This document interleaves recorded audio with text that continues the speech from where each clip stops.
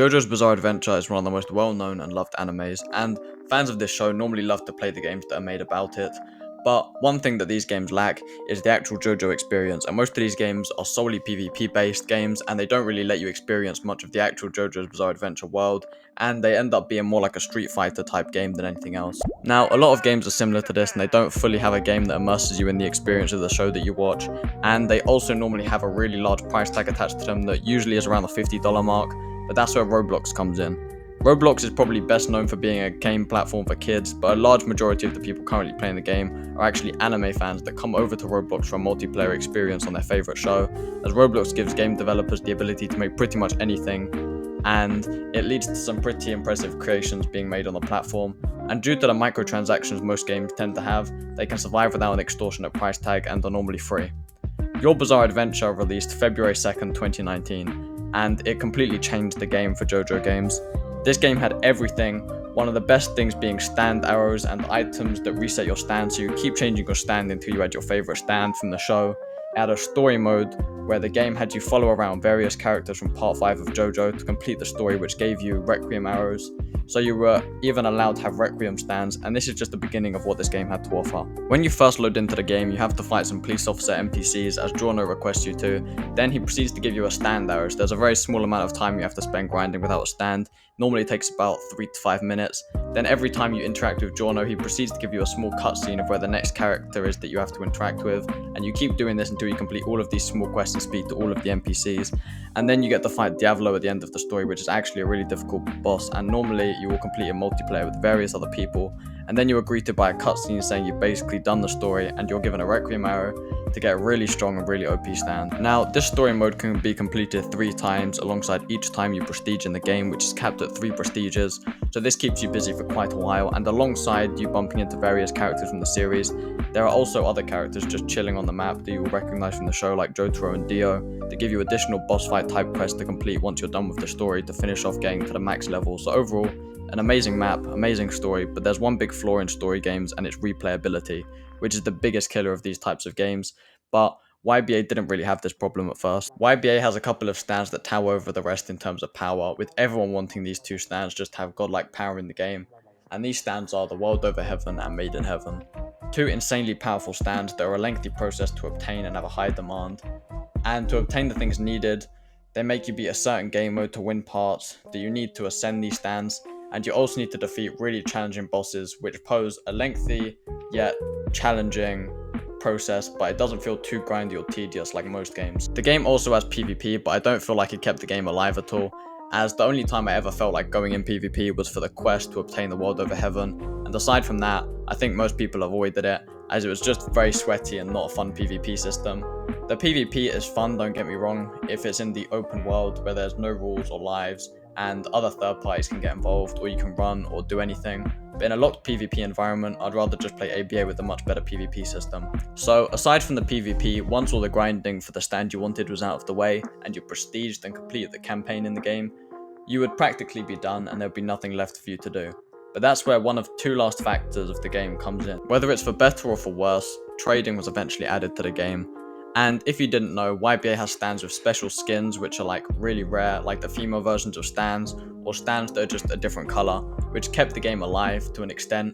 as it ended up birthing a black market community where people would sell their in-game items or stands for real life money, which, although is against the game's rules, it overall had a positive impact on the game as it ended up keeping more players on the game, similar to All-Star Tower Defense in 2022, which revived their game with the addition of trading because of black marketing and other factors. But this wasn't the factor that originally made the game fantastic to play and kept the game successful. Alongside the trading, one other thing that kept people playing the game, which was the game mode based on Part 7 of Jojo, Steel Bull Run. Now, up to this point, there was pretty much no content in the gaming world for this part of Jojo, and it could easily be considered the best Jojo part, so it was basically a gap in the market that YBA happened to fill. The Steel Bull Run consists of 16 players who are all given a horse to race against each other with, while being able to fight and eliminate each other until they reach the final stretch of the race, where they have to fight until only a few people are left, and then the last stretch of the race is unlocked, and you get to race against the other remaining players for a chance of winning a prize for getting in the top 3. And this mode, running like a battle royale, allowed players to hop in over and over again, having a different experience each time, playing the same game, and this is probably the most fun I've ever had in a Roblox game. And the winning prize was also insanely rewarding, as it gave you parts needed to ascend your stand for Made in Heaven or the World Over Heaven. Now, so far I've gone over so many reasons of why this game could easily be considered one of the best creations on the Roblox platform and easily the best Jojo game of all time. So why and how could it possibly be this much of a shell of its former self, being on around 4 to 5k players unlike the 80k players it used to hit on an update? Well, let's start with the first thing that made the game pretty much perfect, and that's the Steel Ball Run game mode. The Steel Ball Run mode, as I stated before, was pretty much perfect, and one of the most fun things I ever got to partake in playing in its prime, but two major things that made this game mode fall off entirely. First off is the motivator for people to play the game mode. Aside from the game mode just being fun to play, it was quite a long process to get into a match. You had to rejoin the game, find a good server, then wait for the server to fill up, then wait for the game to start, then play a very long game. So dying was extremely frustrating, as it took so much of your time and just wasted your time. And the prize for competing would either be a cash reward for winning, which was pretty much worthless, or winning a part needed to ascend one of your stands. But after you've already completed the game, prestiged 3 times, got your chosen stand, what's the point of winning? Having a competitive game mode that takes a lot of people's times with no real prize wasn't really worth playing the game, and it kind of defeated the purpose of competing. But even without the prizes at stake, the game mode itself was still fun, and would probably have people just playing the game for fun, right? Well, not exactly. A Steel Ball Run started to face a really large problem, and that was hackers. Hackers pretty much flooded every lobby you were in, and for some reason, they just made it impossible to win the game, or even survive, so you didn't really have a chance of getting top 3 for a prize. And when you combine this with the fact that games take forever to get into, and you could just easily die to a hacker, it just reduced the people playing the game mode for fun. So basically, no one was playing the game for the competitive aspect or the reward aspect, as 99% of people already have what they needed from the game, and casual players playing for fun were probably just steering clear of the game mode because of the hackers. There was pretty much no reason anyone would want to play this perfect game mode. Then the other largest factor that made the game perfect was the story mode, which isn't hard to see how this aspect of the game couldn't keep the game perfect forever, as there's only so many times you can do the exact same story and it not be boring. Although YBA is merely a shell of what it used to be, there is a world where the game has some sort of comeback. Firstly, they need to get some better anti-cheats to stop Steel Ball Run being completely ruined, maybe add a new game mode that might be able to bring the same amount of fun as Steel Ball Run, and maybe some consistent updates to the story mode, or even divert from the part 5 story mode and add a part 4, part 3, even part 2 and 1 story mode, considering they all have equal potential for a story, and it could keep the old players that have already completed the game